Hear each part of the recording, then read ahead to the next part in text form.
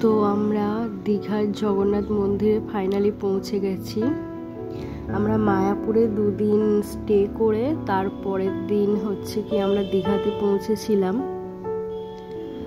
তো এখানে দেখো ব্যারিকেড করা রয়েছে, এর মধ্যে দিয়ে হচ্ছে কি যেতে হবে। জুতো খোলারও ব্যবস্থা রয়েছে, বিনামূল্যে, সেখানে কোনো পয়সা নেওয়া হয় না। তো চলো যাওয়া যাক।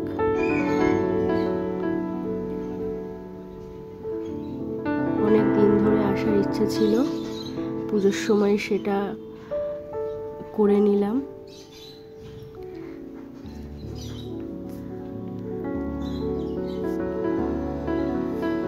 চারিদিকে কারুকার্য অসাধারণ, দেখলেই মন ভালো হয়ে যাবে এমন জিনিস।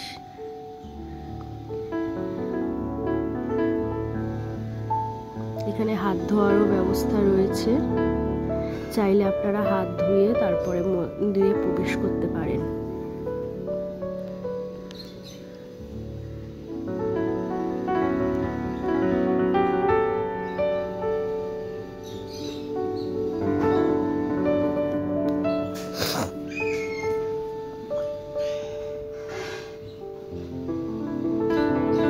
দূরে এই যে এগুলো দেখা যাচ্ছে, এখানে হচ্ছে কি সন্ধ্যেবেলা করে লাইট জ্বলে।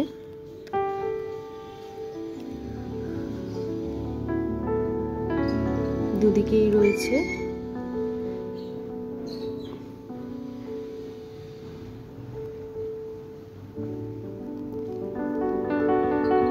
চারিদিকে অনেক ফুল গাছ লাগানো রয়েছে, পরিষ্কার পরিচ্ছন্ন একদম, খুব সুন্দর, খুব মানে প্রশস্ত রাস্তাগুলো।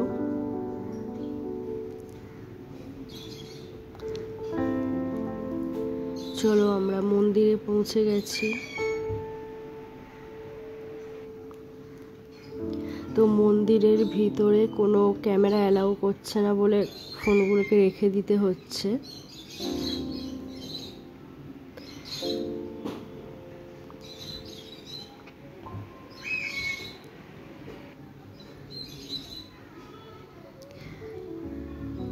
এটাই হচ্ছে জগন্নাথ দেবের মন্দির, দেখতে যাচ্ছি।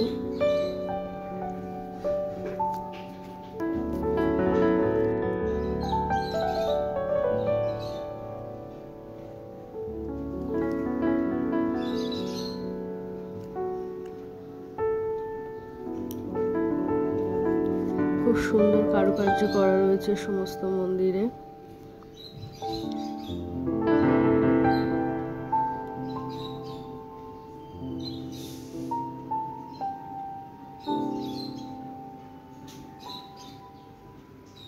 এই যে এখানেই হচ্ছে জগন্নাথ দেব রয়েছে, লেখা রয়েছে মোবাইল ব্যবহার পুরো নিষিদ্ধ।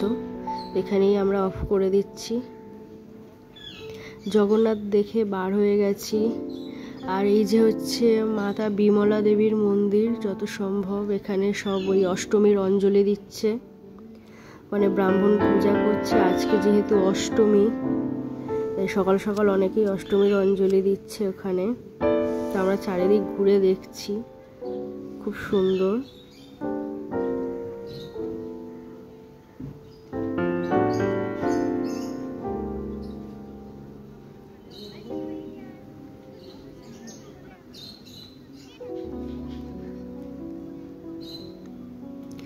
এই যে এটা দেখছেন, এটা হচ্ছে ওখানে প্রসাদ দেয়া হচ্ছে জগন্নাথ দেবের। আজকে ভোগও পাওয়া যাচ্ছে 100 টাকায়, এমনি প্রসাদ আছে 50 টাকার, 100 টাকার।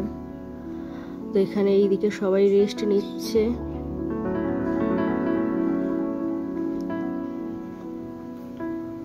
বসে, এদিকটা ছাওয়া রয়েছে বলে অনেকেই বসে রেস্ট নিচ্ছে। আমরা একটু বসে রেস্ট নিয়েছিলাম।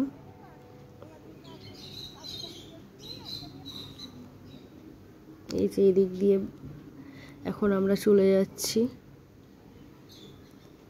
মন্দিরের বাইরে।